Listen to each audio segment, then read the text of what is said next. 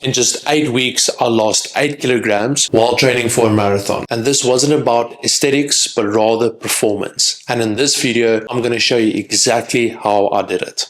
For those who don't know me, my name is Renalke Brainard, and for the last 8 weeks, I've been training for a marathon that I'm running on the 29th of November. I realized while training for this, I needed to make some adjustments. I've been carrying a lot of extra weight from my previous days playing rugby, and I had to become lighter.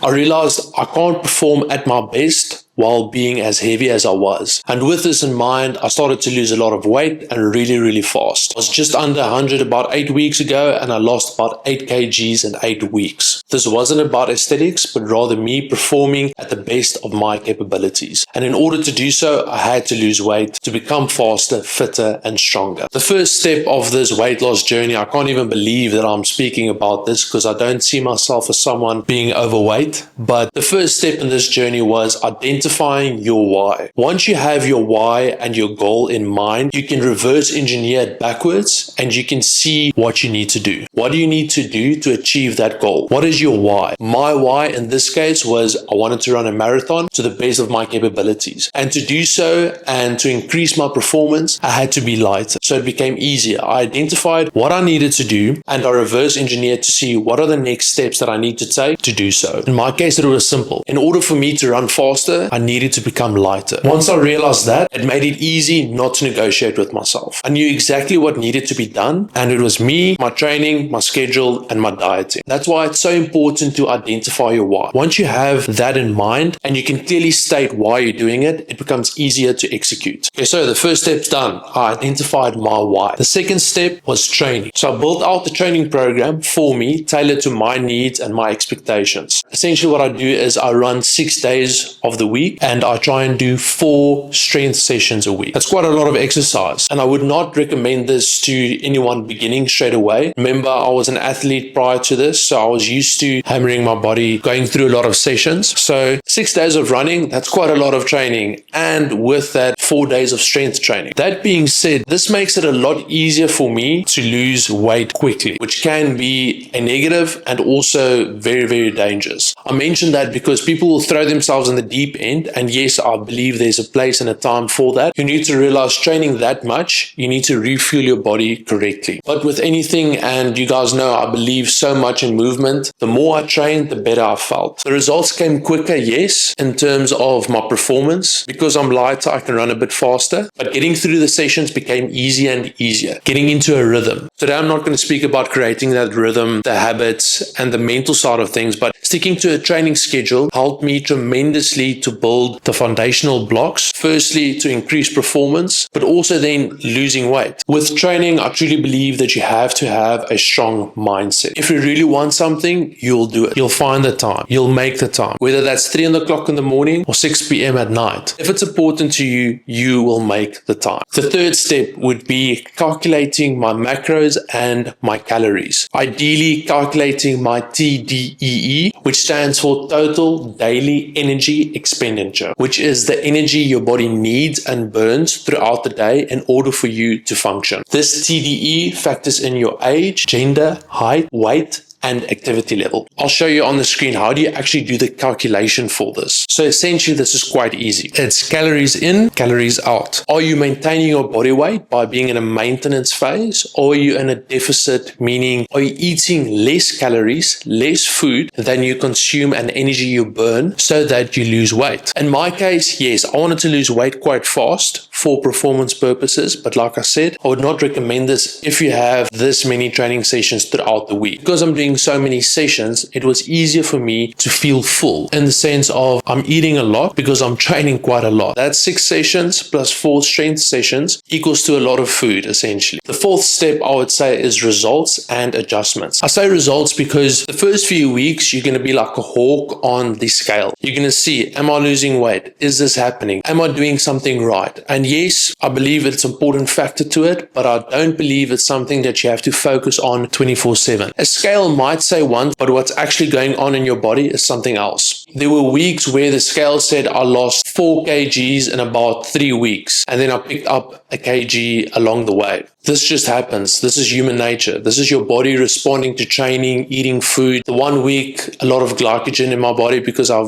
ate a lot of pastries, I ate a lot of junk food, and water stored into my body, and this made me feel heavier, but also it showed on the scale. A few days after that, eating correctly, still being in a deficit, it dropped back down again. I mentioned this because it will always fluctuate, but what was important for me was that I focused on the performance side, and if I can actually feel any difference. Yes, weight was a factor, but most importantly, I felt better. I felt lighter. I felt like I can go quicker. I can go faster. And even though the scale started to drop, that wasn't the primary goal. What I was looking at was actually my times and how my body is feeling. I know I'm not going to see results in the first 2 weeks, but looking from the times of week 1 and week 8, I can immediately feel the difference, and you can see it. I'll actually show you the numbers. What I ran a 6K easy jog week 1 and what am I running a 6K easy jog now, week 8. This might be small differences, but believe me, 8 weeks is a huge difference, and it builds confidence. Now I know I can run this pace on an easy run. My body is capable of this. And making weekly adjustments, fine tweaking your program. For me, it was specialized. I know how to write a program. I followed it to the T. If my body felt a bit sore, I adjusted a few sessions. But making these adjustments is necessary. You're not always going to feel 100%, but once you identify that, you come to terms with that, and you plan ahead. You see what is working for you, what's not. Make the small adjustments and move forward. Lastly, I would say the lessons through this process was believing in myself, identifying your why, identifying why am I doing this. It just makes the whole process so much easier. And then not nitpicking at every single thing. I'm a type of guy that once I focus on something, I have a tight grip and I'm not going to let go. If it's the weight, the scale, the food that I'm eating, the training sessions, everything that I can control, I'm trying my best to control it to the best of my abilities. But realize that it is life. Things are going to happen. Rather enjoy the process. Be happy with where you are now and work hard. I'm not saying not to work hard. Work completely hard. Work your ass off. Those first few weeks you are motivated as hell. Lean into that because you're going to see quicker results. So the formula is simple. Know your why, create a plan, and execute. Be consistent. Once you are consistent and you're disciplined and you know all of these things, don't overcomplicate things. You're going to see results fast. And once you see those results, it's a motivational factor. You're going to feel like you want to go more. You can do this for even longer. This is week 8. Cool. Let's push it to week 9, 10, 11, 12, 16. Because on the other side of suffering is growth. A lot of people don't want to hear that. A lot of people don't want to hear that you have to suffer. You have to give something to take something. You have to give up something for you to get something. It's quite simple. It's literally calories in, calories out. Give something for me and you're going to get something back. You're not always going to get back what you want, but you're going to get something back. My life completely changed in the last 8 weeks. I've stuck to something 100%. I've come out to the other side better, not just physically, mentally, but as a man. It showed me that hard work, discipline equals freedom and success. I would love to hear from you guys. What are your thoughts on this? Is this something that you want to try out? You want to give it a go? Let me know. Comment, subscribe. There's many more videos like this coming. I'm planning on doing something special for you guys. I'm even going to drop a link down below. Book a call with me. It's absolutely free. It's just me and you chatting about your goals, your future, and how you're going to get there. And remember, set the standard, hold the standard, and when you suffer, suffer well.